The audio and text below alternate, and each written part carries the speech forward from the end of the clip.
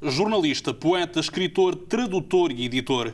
O nosso convidado desta semana abraçou o Oriente há mais de 2 décadas e fez de Macau um porto de abrigo e uma janela para a milenar sabedoria do mais vasto e impulsivo continente do mundo. Na sua última obra, lançada há menos de um mês, convida-nos a rumar a um outro Oriente, Carlos Moraes José, páginas tantas. Antes de mais, muito boa noite, Carlos. Obrigado por teres aceito este convite que te foi dirigido pela TDM. Uma pequena ratificação, a obra ainda não foi lançada, está já nas livrarias, mas o lançamento oficial ainda não foi feito. Esta Anástasis é uma viagem pelo Oriente, mas também uma viagem de descoberta de ti próprio enquanto autor. Eu pergunto-te isto, porquê, antes de mais, Ressurreição para o título do livro? Pois, o sentido... Boa noite, em primeiro lugar. O sentido de Anástasis ou Anástasis é de facto ressurreição numa tradução direta, mas no sentido em que eu o utilizo é mais para referir um movimento das trevas para a luz. Portanto, o movimento de uma situação de escuridão, de ignorância, sem luz, e esse movimento portanto, que na religião cristã é representado por Cristo, que vai fazer a ressurreição das almas no dia do juízo final, portanto, as vai buscar ao limbo onde estão ou ao inferno onde estão. Portanto, é nesse sentido não religioso que eu aplico, mas por acaso eu vinha a pensar nisso no caminho. É importante, é de facto quase inevitável, nós quando escrevemos determinado tipo de literatura temos um recurso ao nosso fundo étnico, acabamos por lançar as nossas raízes àquele fundo cultural de onde provemos, de onde vimos, não é? E eu penso que é um bocado nesse sentido que eu dei este nome ao livro.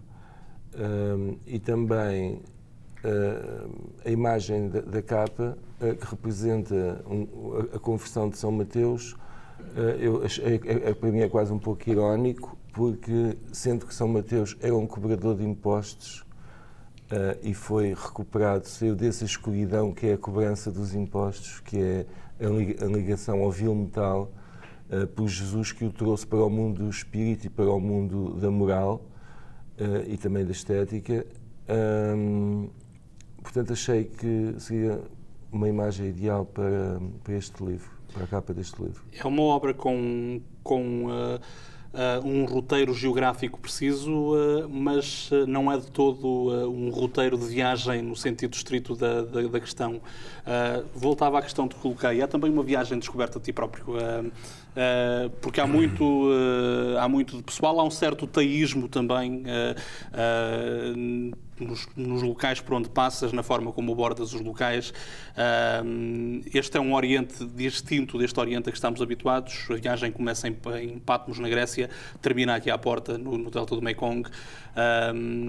É uma viagem de descoberta também. Isso é propositado.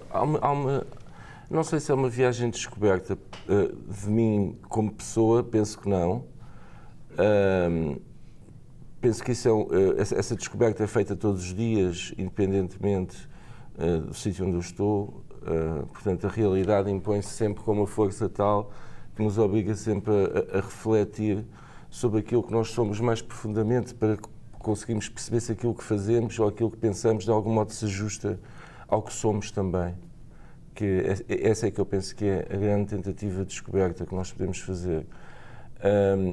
Descoberta como escritor também penso que não. Este livro é construído como uma geografia, mas não é uma geografia, digamos, da Terra, por assim dizer. Portanto, a palavra estaria mal empregue. Geografia, não. Eu aqui, até aliás, inventei uma palavra para dar outro sentido a isso, que é uma teometria, ou seja, uma descrição de Deus, em vez de ser uma descrição da Terra. Teo, no sentido de Deus. Inventei essa palavra para falar. Surge diversas vezes, sobretudo ligada aos azulejos islâmicos e à sucessão matemática que é necessária, e ao entendimento da matemática que é necessária para fazer aqueles desenhos que nós vemos em certas mesquitas no Islão e que têm por trás códigos matemáticos que depois só viriam a ser, na verdade, explicitados no século XX por grandes matemáticos. por exemplo, sobre a teoria das séries, etc. Todo esse saber já está implícito na construção daqueles desenhos. E então eu pergunto-me se não haverá, neste caso, para descrever aquilo, se não será necessária uma teometria e não, neste caso, uma geografia. Mas o livro, quando tu me perguntas sobre a questão do teísmo, de facto, a ideia de Deus perpassa por civilizações que nós contactamos todos os dias, sobretudo no Ocidente e no Médio Oriente. Digamos, de onde vem a nossa base civilizacional, não é? A nossa base judaico-arábigo-cristã, se quisermos, que é isso que são os portugueses. Portanto, de algum modo, isto é uma viagem de um português também, nesse sentido, por isso eu há bocado insisti na questão étnica. É uma viagem de um português no século XXI através das perplexidades que o mundo hoje ainda lhe propõe. E essas perplexidades muitas vezes estão relacionadas com uma reflexão sobre a existência de algo transcendente, ou então uma reflexão contemporânea sobre a divindade, o que é aquilo que é divino, aquilo que se relaciona já não com uma imagem paternalista de um Deus sentado algures num céu ou num paraíso, ou sequer um Deus panteísta à la Spinoza, se quisermos, portanto um Deus que seria toda a natureza, não é? Toda a natureza seria ela própria Deus e seriam as regras da natureza que seria o pensamento divino, daí a ciência ter ganho alguma importância, não é? Mas não ser nem uma nem outra, mas um arranjo de circunstâncias que, através da expressão poética, por exemplo, nos coloca no caminho, digamos, na estrada, cujo horizonte será o infinito e a ausência da morte. Portanto, esse é que é continuamos com os mesmos problemas do tempo dos homens das cavernas. De qualquer modo, a expressão desses problemas são diferentes, não é? Falavas da voz poética que perpassa todo este livro. Sem ser necessariamente uma obra poética, há a poesia como uma tentativa de procura de metafísica, como uma tentativa de interpretação daquilo que vais encontrando pelo caminho. Ainda é uma boa arma para tentar explicar o mundo, a poesia? Para explicar, não sei, mas para o criar, sim, porque a poesia é basicamente uma criadora de mundos. Cria mundos que não são os mesmos que aqueles que podemos, digamos, constatar no dia-a-dia, no nosso cotidiano. Ou se calhar são, eu se calhar estou-me a exprimir mal. Mas o que eu quero dizer é que a poesia é, em primeiro lugar, uma criadora. Portanto, vem mesmo da palavra poesis, criar. Portanto, este livro, eu não gosto de dizer que é um livro de poesia, nem um livro que não é de poesia, porque o que eu entendo eu tenho a ambição de escrever transversalmente entre vários estilos. Eu recuso-me, de alguma maneira, pensando a literatura e como é que a literatura tem evoluído até ao meu tempo, há determinadas formas que eu penso que não fazem sentido ser agora utilizadas, formas literárias. E então, o que eu faço é usar uma transversalidade egóica, se quiseres, através dos vários estilos e também através das várias disciplinas, quer seja da literatura, quer seja da filosofia, quer seja da antropologia, quer seja do jornalismo até, portanto, mas ser uma escrita que consegue navegar, digamos, ser transversal a tudo aquilo que eu sou, na verdade. Portanto, tudo aquilo que acaba por me preocupar, não o eu, Carlos Moraes José, mas este eu que é construído pela própria sociedade e cultura em que eu estou inserido. Garante maior liberdade o facto de tentares, não de tentar cingires a estilos e a premissas? Sim, essa liberdade é uma herança que eu tenho do passado, que vem dos surrealistas, por exemplo, do princípio dos anos 20, que vem de Rimbaud, que vem, portanto, daqueles que romperam de alguma maneira alguns cânones da escrita, mas isso não é o mais importante. O mais importante não é romper cânones, o mais importante é ter uma voz própria, penso eu. Acho que é isso que todo o escritor procura, é ter uma voz que seja dele, que quando ele lê, percebe que está a ler uma obra sua, que as pessoas reconhecem.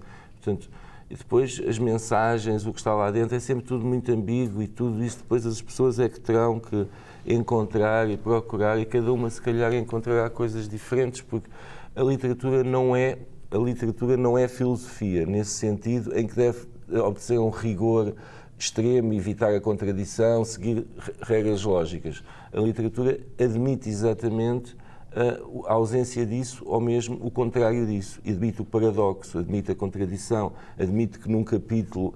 E admite as vozes diferentes, que é isso que eu acho também é preciso ter atenção neste livro, é que este livro está repleto de vozes diferentes, não é sempre o mesmo autor... O personagem que é criado pelo autor não é sempre o mesmo que fala, porque nós temos que ver que há um autor e há um personagem que escreve, não é? Que é criado pelo autor no ato da escrita.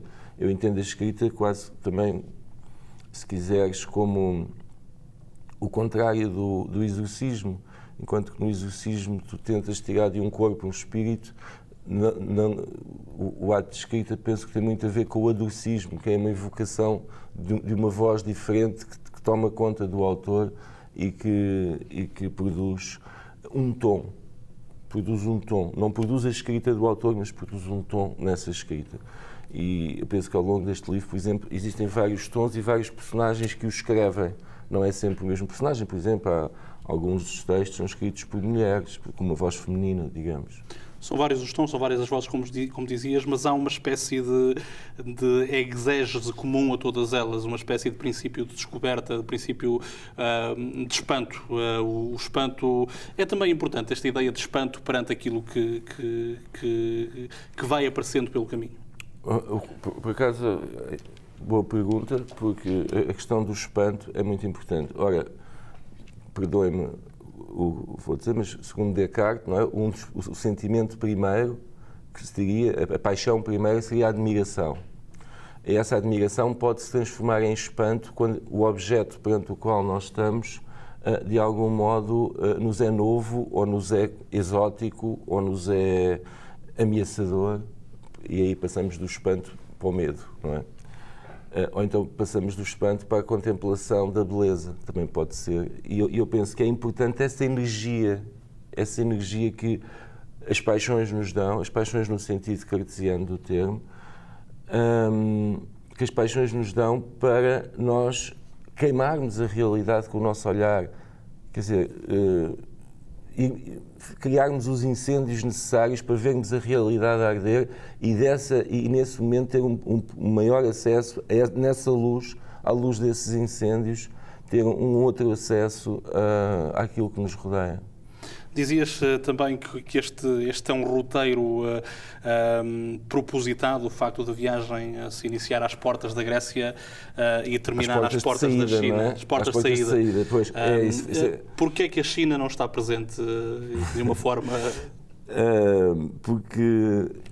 Porque há de estar noutra fase da minha vida. Eu neste momento acho que não sei o suficiente ainda sobre a China para poder estar a escrever de uma forma capaz. Mesmo tendo embarcado numa viagem de descoberta já há quase 20 anos, sim, ou mais de 20 anos. Se calhar por isso, porque lá está, porque o que eu escrevo aqui é muito com as minhas raízes fundadas na minha cultura, na minha civilização, que exatamente se confronta e se desloca num espaço espiritual, e não geográfico, na verdade, mas num espaço espiritual que é preenchido pelo outro, por coisas diferentes, e aí se coloca em tensão, e aí se desafia, se arrisca, às vezes se dissolve, de outras vezes se impõe. Quer dizer, e é esse jogo entre aquilo que tu trazes contigo e o outro que tu vais encontrando numa viagem, mas não tem que ser uma viagem concreta,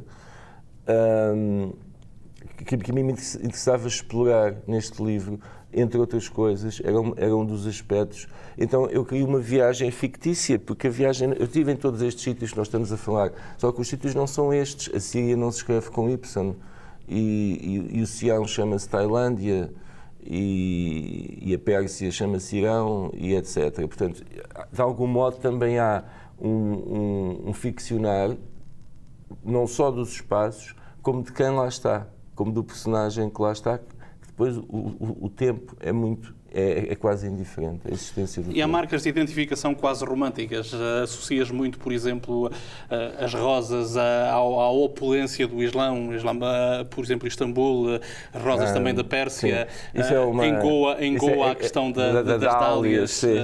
Mas isso tem tudo a ver com a minha experiência pessoal, na verdade, e com algumas brincadeiras que às vezes gosto de fazer com os meus amigos rosa-crucianos, e eu gosto de lhes meter assim umas farpazitas, porque de facto associo mais o cristianismo ao lírio e à cruz e o islamismo ao crescente e à rosa. De facto, para mim faz mais sentido.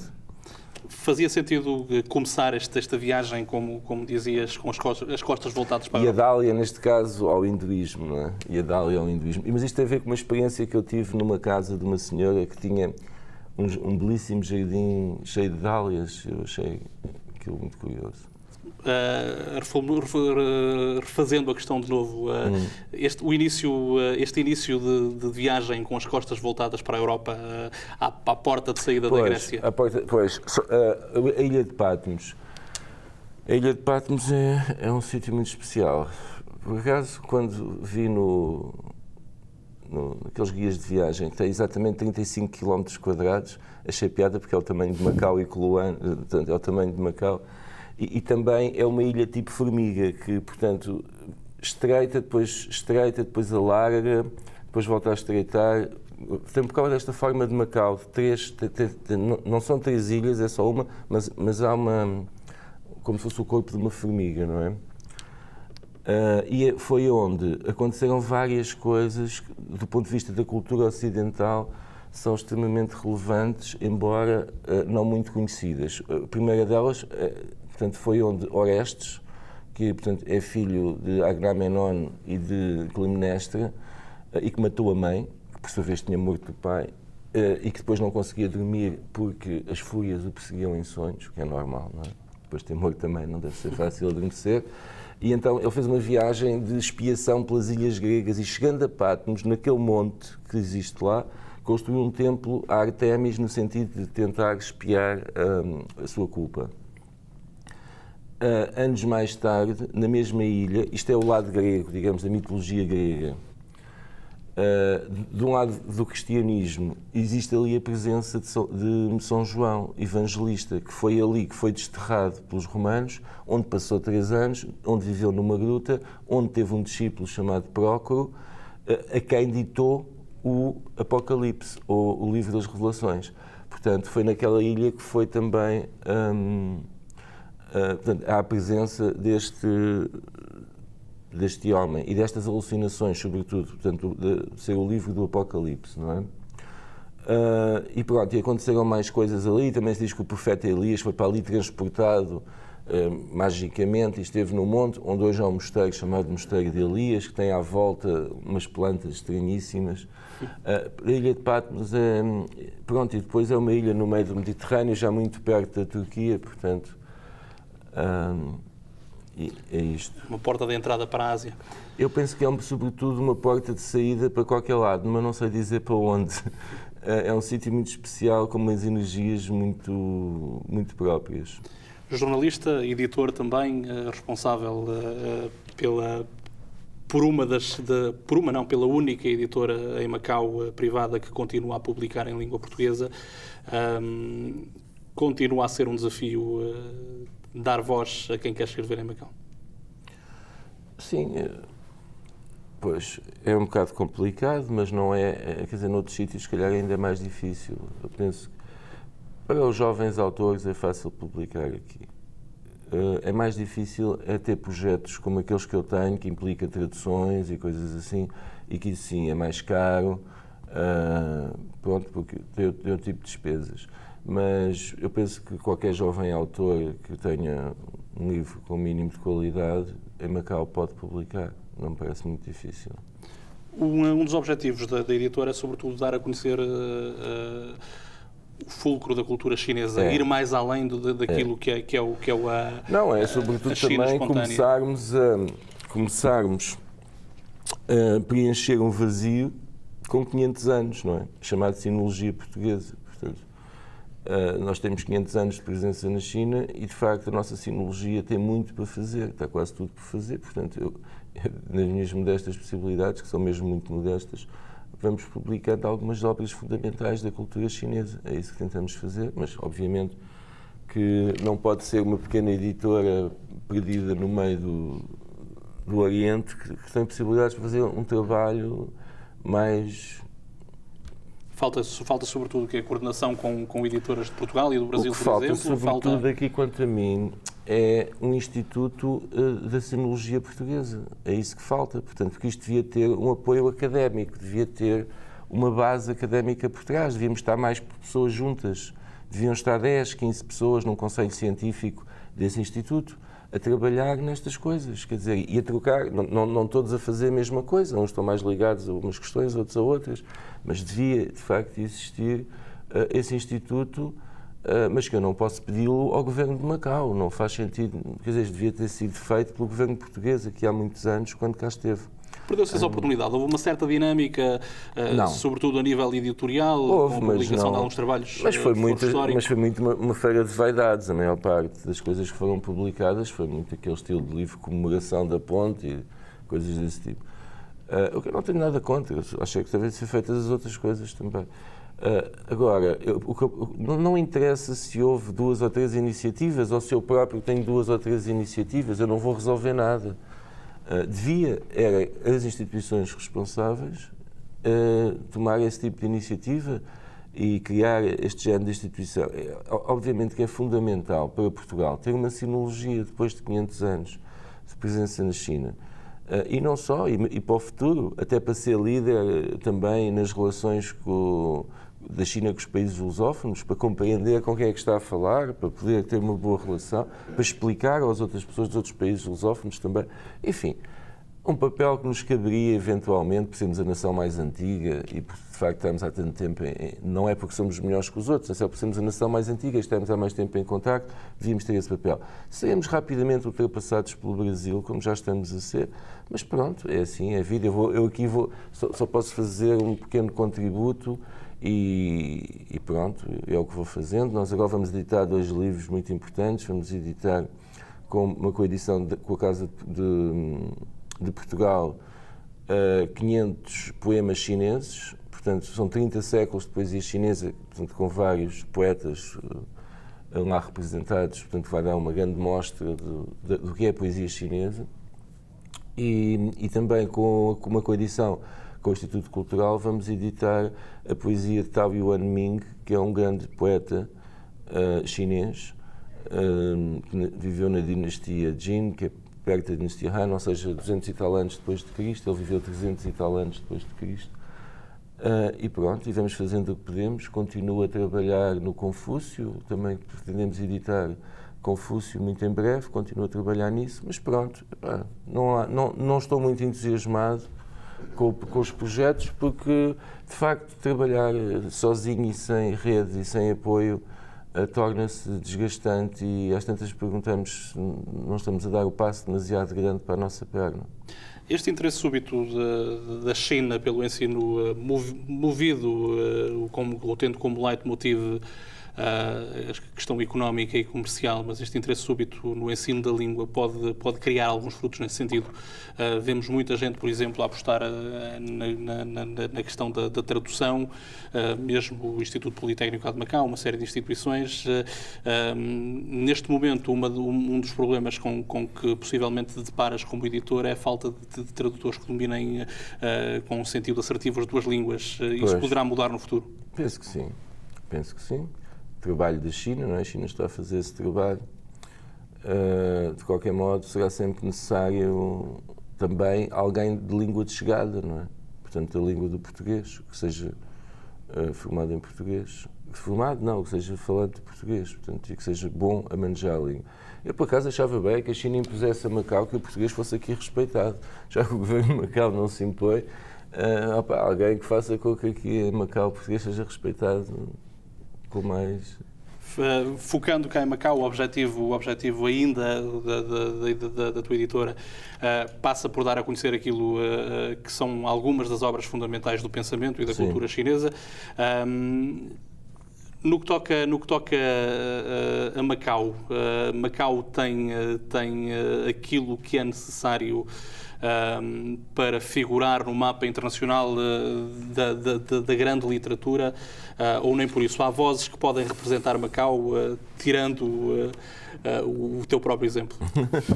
Pois, assim, eu acho que há, em qualquer sítio, pode haver, ou pode não haver, grandes escritores. Penso que em Macau existem bons escritores, pelo menos. Eu não estou muito preocupado, quer dizer, em termos pessoais, não estou nada preocupado com o julgamento que me fazem no presente, porque isso, a gente sabe da história da literatura que é muito efêmero, não é? Aquele escritor que é celebrado hoje, amanhã está completamente esquecido, e aquele que estava completamente esquecido torna-se num fenómeno daqui a 100 anos, se for um bom escritor, não é? Já vimos acontecer isto muitas vezes. Esta cidade tem tudo para é uma espécie de Alexandria, assim, de antigamente, não é? Uma Alexandria de Cavafi, porque é uma cidade entre vários mundos, é uma cidade com várias camadas, portanto, eu penso que aqui pode germinar, e para isso é um pântano, e como se costuma dizer, nos pântanos que nascem as mais belas flores de lótus. Tem esse lado todo também, digamos, amoral, que parece-me pode ser bastante inspirador para qualquer escritor. Portanto, e também tem digamos que as pessoas que nascem em Macau têm acesso a dois mundos com culturas profundíssimas, seja a China, seja o Ocidente. Portanto, acho que aqui há todas as condições para que possam surgir grandes escritores. Estes mundos ainda assim raramente se interseccionam, raramente colidem muitas vezes, mas raramente se mixiginam, raramente se misturam. Isto para te perguntar, gostavas de ver uma obra tua, por exemplo, este Anastásias, traduzido para chinês? Porque essa é uma questão. Há gente em chinês há gente a escrever em chinês cá em Macau, e nós que estamos do outro lado quase não os conhecemos. Embora eu não pudesse ler a tradução para já, não é, da minha obra para chinês, mas teria o maior gosto. Se queres te diga, também não farei nada por isso.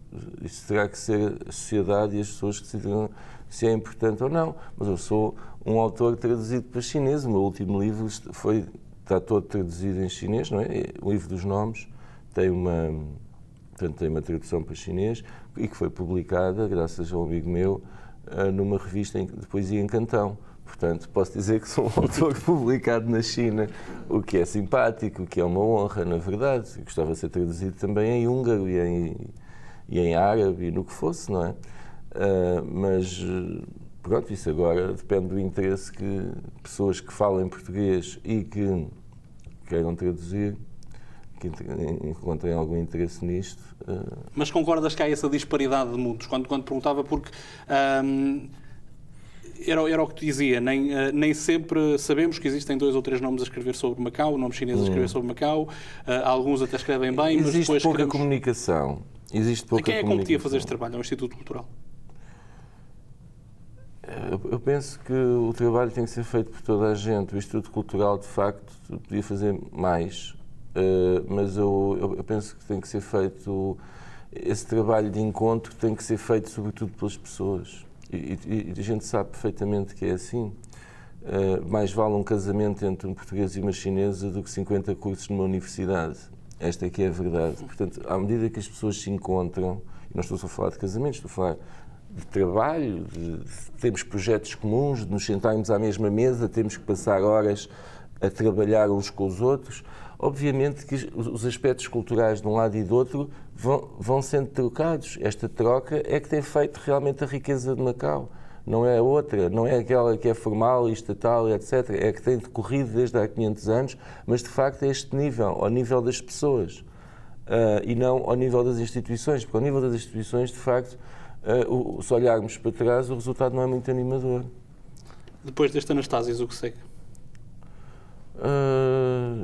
Bom, agora, como sabes, esta minha vida não tenho muito tempo, não é? Tenho muita coisa para fazer. Mas existem vários projetos que estão a ser já escritos, como já estavam mesmo antes deste ter acabado. Eu não consigo estar a trabalhar só numa coisa, portanto, tenho vários projetos na gaveta, por assim dizer, outros em cima da mesa e sobre os quais não vou falar porque dizem que dá azar. Deixava-te com um único desafio, então um desafio que tenho colocado a quem senta nessa cadeira é desse lado. Se tivesse que sugerir um autor, uma leitura lá para casa, o que sugeririas? O que tens agora na mesa de cabeceira? Olha, por acaso tenho aqui, trouxe porque ando a ler, não é? Portanto, olha, e vai ser lançado esta semana, na quinta-feira, na Fundação Rui Cunha, que é um livro do Pedro Batista, que é O Mundo a Fazer, que são reflexões sobre filosofia portuguesa, que eu acho bastante interessantes. Eu vou apresentar este livro na quinta-feira também.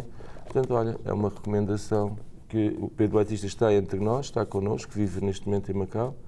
É um autor com uma obra vasta e em várias áreas, do romance, poesia, filosofia. E, portanto, olha, parece uma recomendação oportuna. Fica a sugestão. Obrigado, Carlos, uma vez mais por teres aceito este convite que foi Obrigado dirigido pela TDM. pelo vosso convite. Obrigado eu. Quanto a si que nos acompanhou a partir de casa, muito obrigado por ter estado connosco nesta Páginas Tantas. Voltamos na próxima quarta-feira com mais livros, outras ideias e novas viagens pelo universo das letras.